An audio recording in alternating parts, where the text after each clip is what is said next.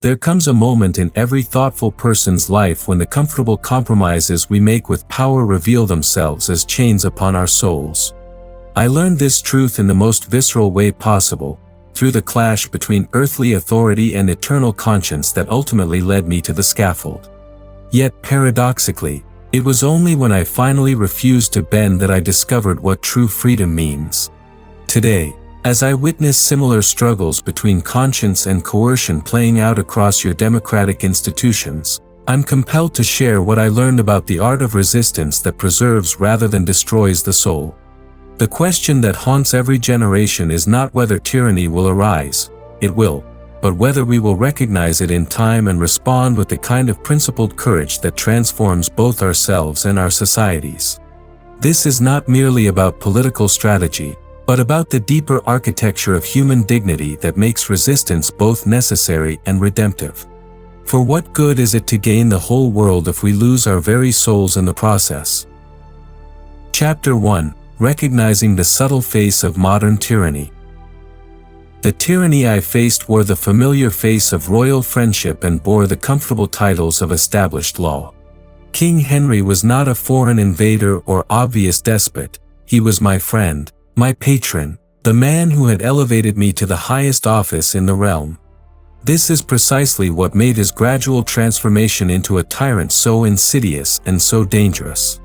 True tyranny rarely announces itself with jackboots and dramatic proclamations.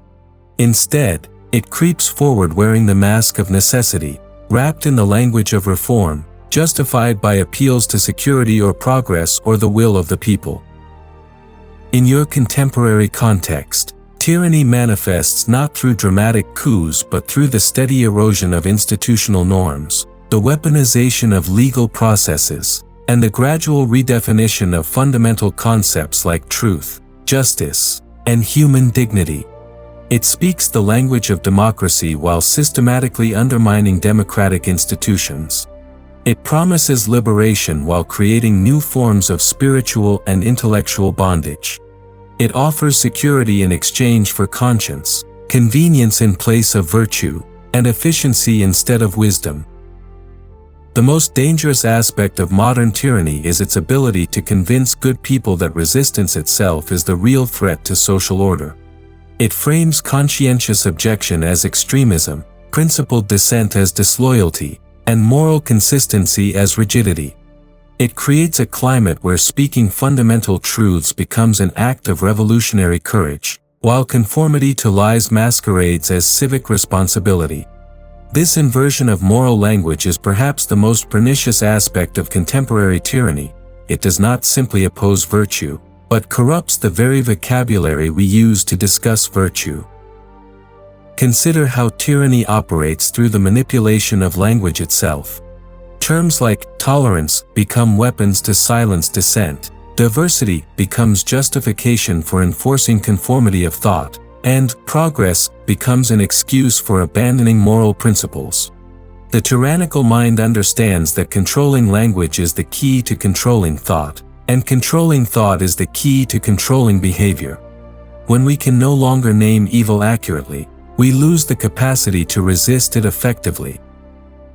Learning to recognize tyranny requires developing what I call moral peripheral vision, the ability to see not just what power does, but what it is becoming. When institutions that should serve human dignity begin to demand that dignity be sacrificed for institutional convenience, we are witnessing tyrannical transformation. When the definition of loyalty shifts from fidelity to transcendent principles to blind obedience to personalities or ideologies, tyranny has already taken root. When fear becomes the primary motivator of political action, when complexity is reduced to simplistic slogans, when nuance is treated as betrayal, we are in the presence of tyrannical thinking. The test is always this: does power serve human flourishing, or does it demand that human flourishing be sacrificed to serve power? When that fundamental relationship inverts, resistance becomes not just a right but a moral obligation. But this resistance must be grounded in wisdom, guided by virtue, and oriented toward the restoration of right order rather than mere opposition to wrong order. Chapter 2: the foundation of legitimate resistance. Authentic resistance must be grounded in something deeper than mere opposition or personal preference. During my imprisonment in the tower, I had ample time to contemplate what distinguishes righteous resistance from mere rebellion, principled objection from stubborn defiance. The difference lies in the foundation upon which resistance stands and the spirit in which it is undertaken. Without this proper foundation, resistance becomes merely another form of tyranny, distinguished only by its current lack of power.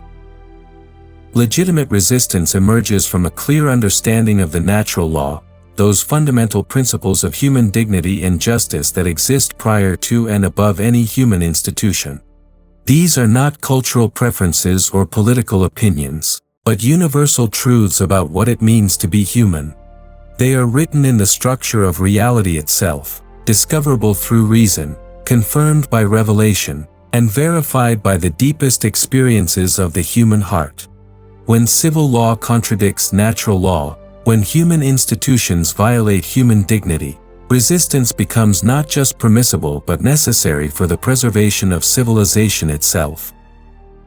But resistance must be pursued with what I call ordered courage, courage that serves truth rather than ego, justice rather than revenge, love rather than hatred.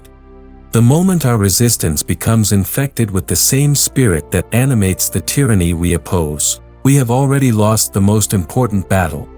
We may win political victories while suffering spiritual defeat, gaining the whole world while losing our souls.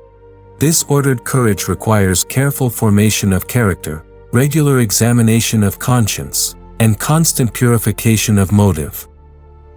This is why the foundation of resistance must always be love, love for the truth that transcends political convenience, love for the human dignity that power seeks to diminish, love even for those who wield tyrannical authority. This love does not mean passive acceptance of evil, but rather the recognition that the ultimate goal of resistance is not to destroy our opponents but to restore right relationship between power and purpose, authority and service, law and justice. Love seeks the conversion of the tyrant, not merely his defeat. Prayer and contemplation are not optional accessories to political resistance. They are essential foundations. Without spiritual grounding, resistance becomes merely another form of will to power, distinguished from tyranny only by its current lack of success. With spiritual grounding, resistance becomes a form of social love, seeking not just to oppose evil but to restore good. Prayer purifies our motives, clarifies our vision, and sustains our hope when immediate circumstances seem hopeless. The intellectual foundation of resistance requires careful study of the principles we claim to defend. We must understand not just what we oppose, but what we propose in its place. This requires engagement with the great tradition of human wisdom, classical philosophy, Christian theology, constitutional theory, and the accumulated insights of those who have struggled with similar questions across the centuries. Ignorance makes resistance dangerous. Knowledge makes it effective. The legitimacy of resistance is measured not by its effectiveness in achieving immediate political goals, but by its fidelity to the transcendent principles it claims to serve and its capacity to elevate rather than degrade those who practice it. Resistance that makes us better people serves the cause of human dignity. Resistance that makes us worse people betrays that cause, regardless of its political success. Chapter 3: The Strategy of Charitable Firmness. During my years as Chancellor and especially during my final confrontation with royal authority, I discovered that the most powerful form of resistance often appears to be the gentlest. I call this approach charitable firmness, an unwavering commitment to principle combined with genuine love and respect for those who stand in opposition to that principle. This is not weakness disguised as strength, but strength perfected by wisdom and love. Charitable firmness refuses to mirror the harsh tactics of tyranny while remaining absolutely resolute about fundamental truths. It speaks honestly but without malice, maintains boundaries without building walls, and stands firm without becoming rigid.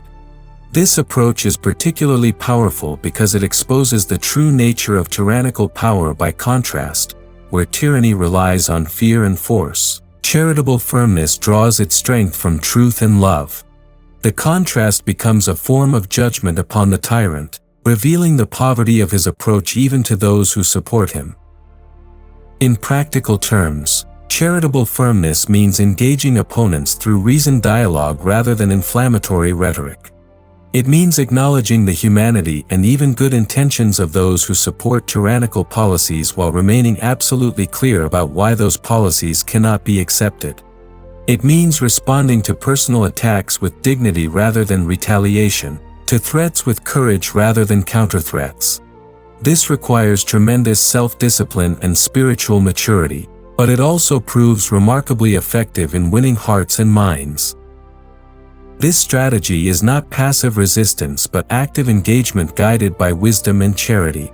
It seeks to win hearts and minds rather than simply defeat opponents. It recognizes that the ultimate goal is not just to stop particular tyrannical acts but to create the conditions for authentic human community where such tyranny becomes unnecessary and unthinkable.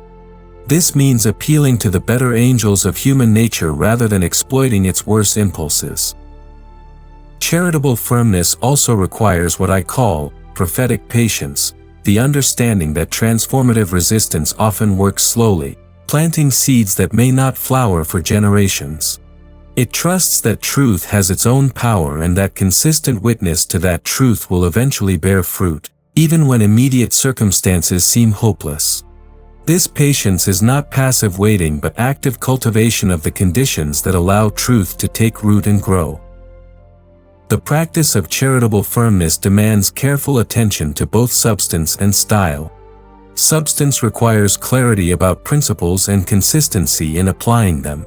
Style requires sensitivity to audience, occasion, and circumstance. The same truth may need to be spoken differently to different people at different times, not because truth changes, but because people hear differently depending on their circumstances and disposition. Wisdom lies in knowing how to adapt the presentation of truth without compromising the truth itself. This approach demands tremendous spiritual strength because it requires us to resist not only external tyranny but the internal temptations toward cynicism, hatred, and despair that tyranny always seeks to cultivate in its opponents. The tyrant's greatest victory is not forcing us to obey, but corrupting us in the process of resistance. Charitable firmness preserves our souls while opposing evil, maintaining our humanity while defending human dignity. Chapter 4: Conscience as the Ultimate Authority. The bedrock of all legitimate resistance is the properly formed conscience, that inner sanctuary where human reason encounters divine truth and moral obligation becomes clear. My refusal to take the oath acknowledging Henry's supremacy over the English Church was not based on political calculation or personal preference, but on the clear testimony of a conscience informed by reason, natural law, and divine revelation. This was not stubbornness but fidelity to the deepest truth I knew. Understanding conscience correctly is crucial because our age suffers from a fundamental confusion about its nature and authority. Modern culture often treats conscience as merely personal opinion elevated to moral status, or as emotional preference dressed in ethical language. This reduction of conscience to subjectivity effectively destroys its power to resist tyranny, because subjective preferences have no authority beyond the individual who holds them. If conscience is merely personal feeling, then it can claim no standing against social pressure or political power. True conscience is not the voice of personal desire but the voice of objective moral truth speaking through the human person. It is reason perfected by grace, natural law illuminated by divine revelation, human wisdom purified by spiritual discipline. A properly formed conscience does not create moral truth but recognizes and responds to moral truth that exists independently of our preferences. It serves as the bridge between universal principles and particular circumstances, enabling us to discern what love requires in concrete situations. This understanding of conscience provides the strongest possible foundation for resistance because it grounds opposition in transcendent reality rather than shifting human opinion. When tyranny demands compliance with evil, conscience speaks with the authority of truth itself, not merely with the authority of personal conviction. This is why martyrs can face death with serenity. They know they serve something greater than themselves, something that cannot be destroyed by human power. However, conscience must be carefully formed and continuously examined. It requires study, prayer, consultation with wise advisors, and honest self-examination. The conscience that serves as the basis for resistance must be purified of self-interest, fear, pride, and other distorting influences.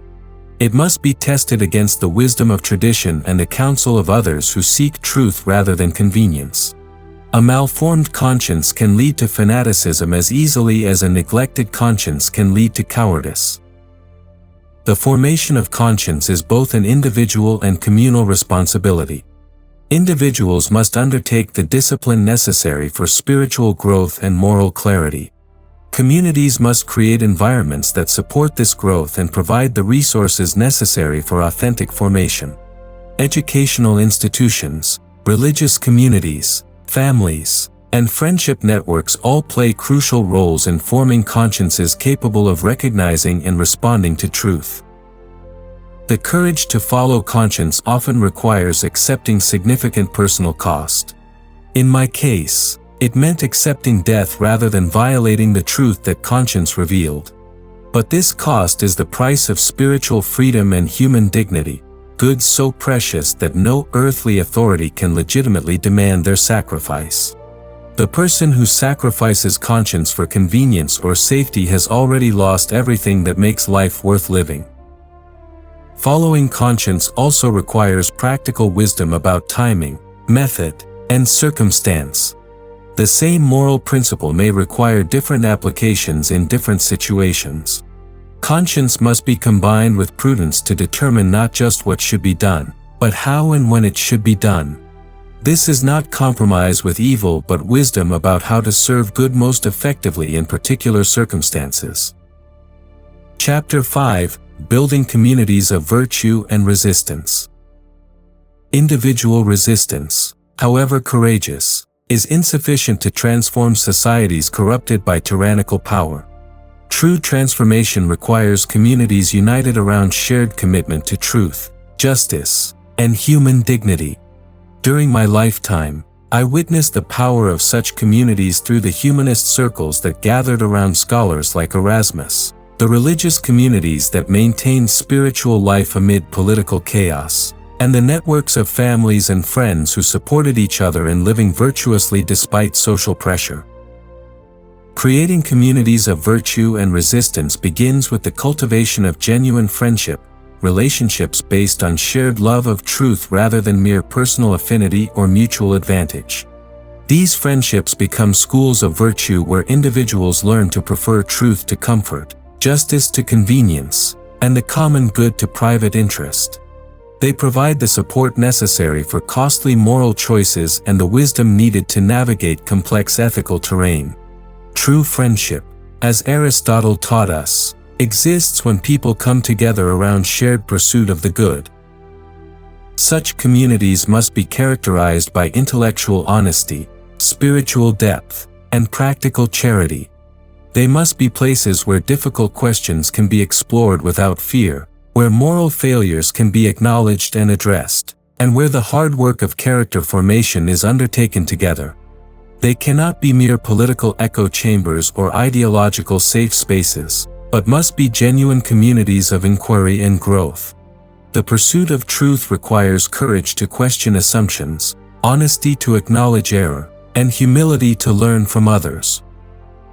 The practical work of these communities includes education in virtue and wisdom, mutual support in times of trial, advocacy for just policies and practices, and the creation of alternative institutions that embody the principles they espouse. These communities serve as both refuge from tyrannical pressure and launching pad for transformative action. They become laboratories for experimenting with better ways of organizing human life and relationship. Education within these communities must address both the intellect and the heart, both theoretical knowledge and practical wisdom. Members must learn the philosophical and theological foundations of human dignity, the historical examples of virtue and vice, and the practical skills of moral reasoning and ethical action.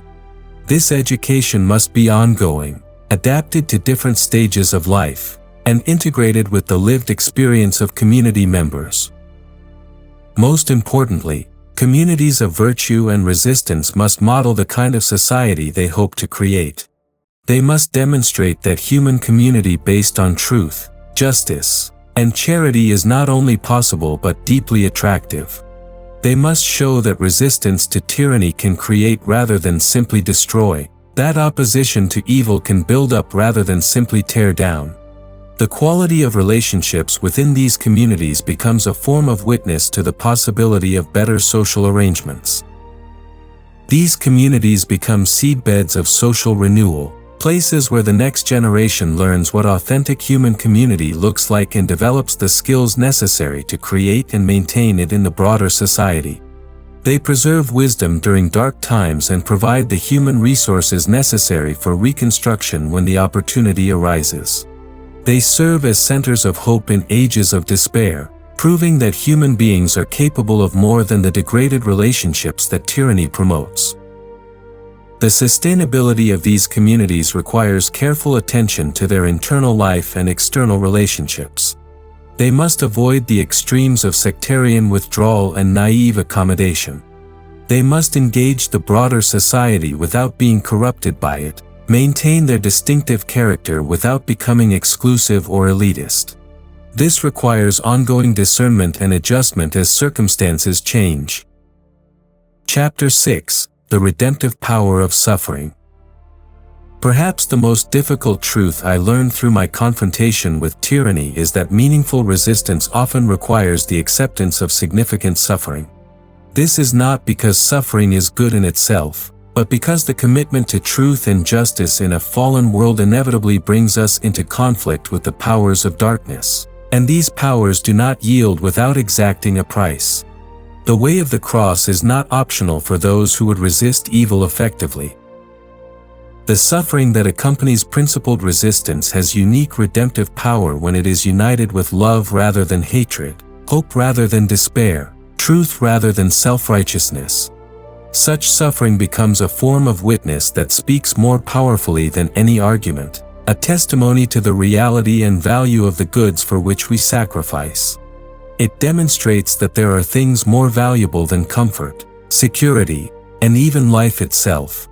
This demonstration has profound effects on both those who suffer and those who witness that suffering. In my final letters from the tower, I discovered that the apparent defeat of righteous resistance often contains the seeds of ultimate victory. The tyrant can destroy the body but cannot touch the soul that remains faithful to truth. Indeed, the very extremity of tyrannical response to principled resistance often reveals the tyranny's fundamental weakness and ultimately discredits it in the eyes of reasonable people. The blood of martyrs truly does become the seed of the Church, and of every good cause. Suffering accepted for the sake of truth also has a mysterious power to transform both the one who suffers and those who witness that suffering. It demonstrates that there are goods more valuable than life itself, principles worth dying for, truths that transcend political calculation. This witness plants seeds of conscience in others that may germinate long after the immediate political crisis has passed. The example of one person choosing truth over convenience can inspire countless others to similar choices. However, the suffering that accompanies resistance must be authentic rather than manufactured, necessary rather than chosen for its own sake, and always oriented toward love rather than revenge. Suffering that stems from pride, stubbornness, or desire for martyrdom serves no redemptive purpose and may actually discredit the cause it claims to serve. True redemptive suffering flows from love, love of truth, love of justice, love even of enemies. It seeks the conversion of opponents, not their destruction. The acceptance of redemptive suffering requires tremendous spiritual maturity and can only be sustained through deep union with divine love. It demands the recognition that our individual struggles are part of a larger cosmic drama between good and evil, truth and falsehood, love and hatred, a drama in which our witness matters far beyond its immediate political effects. This cosmic perspective transforms suffering from meaningless pain into meaningful participation in the work of redemption.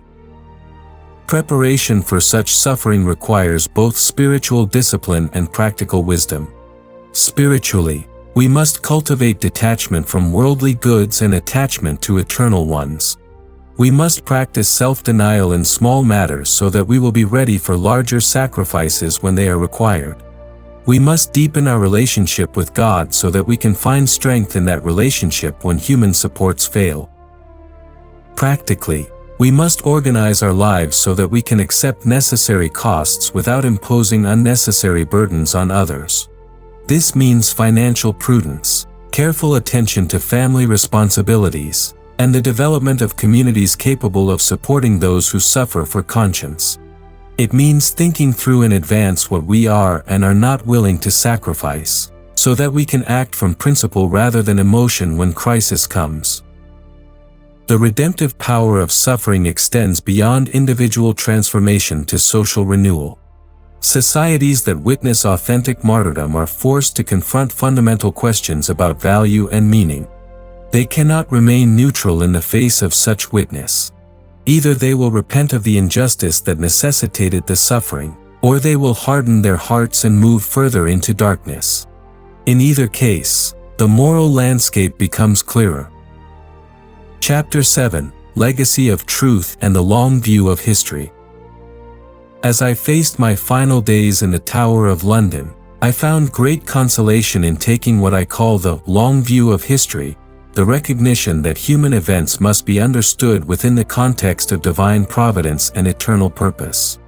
This perspective transforms how we understand both the necessity of resistance and the meaning of apparent defeat. It enables us to act with courage and hope even when immediate circumstances seem hopeless. Truth has its own life and power that transcends the political fortunes of any particular moment. Ideas planted through faithful witness often bear fruit in unexpected times and places.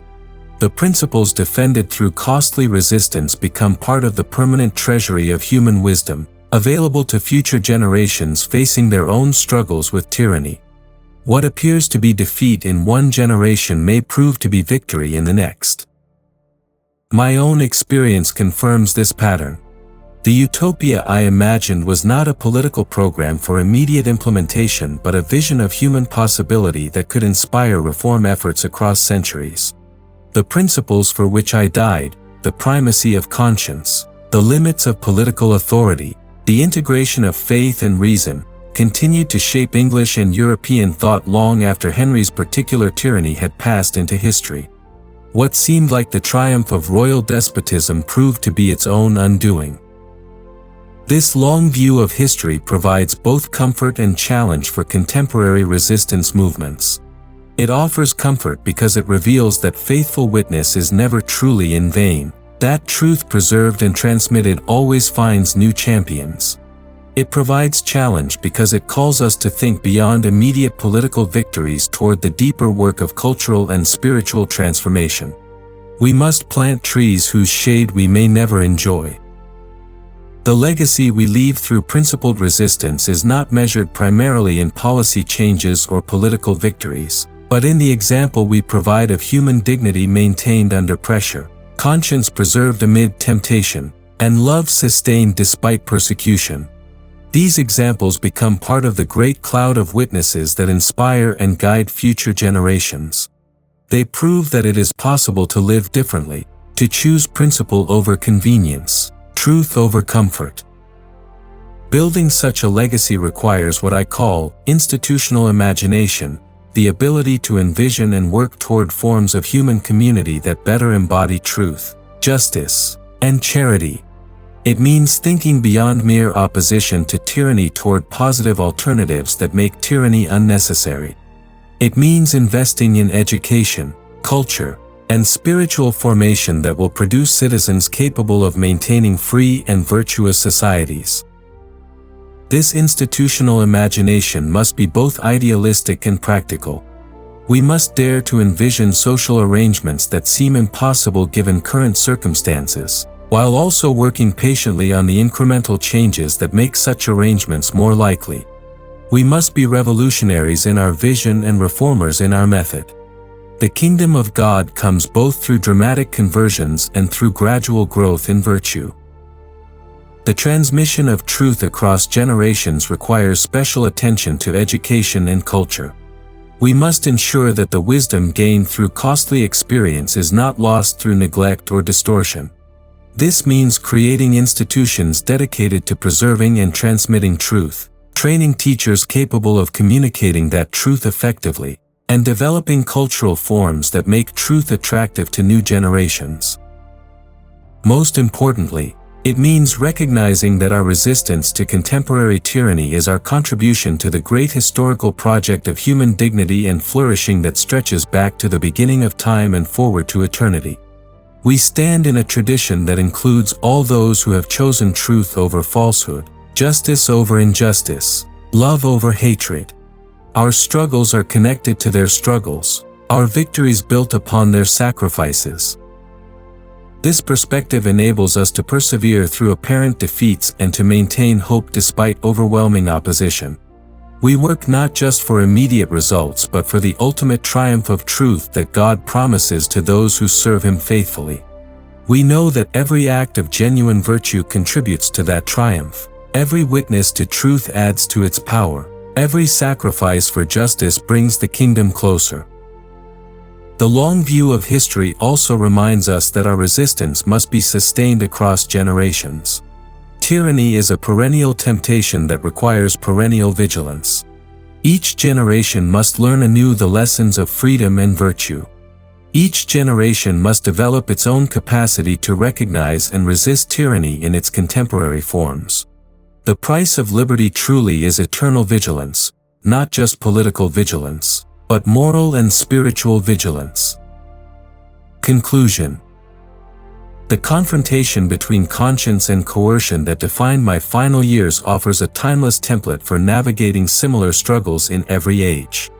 True resistance to tyranny must be grounded in transcendent truth, sustained by spiritual discipline, exercised through charitable firmness, and oriented toward the long-term flourishing of human community. It requires communities of virtue that model alternative ways of living and the courage to accept whatever suffering such fidelity may require. Most importantly, it demands the recognition that our individual struggles participate in the eternal drama between good and evil, truth and falsehood, love and hatred. The stakes could not be higher, but neither could the hope. For those who resist tyranny while preserving their souls discover not only political freedom but spiritual liberation, the kind of freedom that no earthly power can grant or take away. This is the freedom for which every human heart was made, and it is worth any price we may be called to pay. Let us go forward with courage, knowing that truth will ultimately prevail.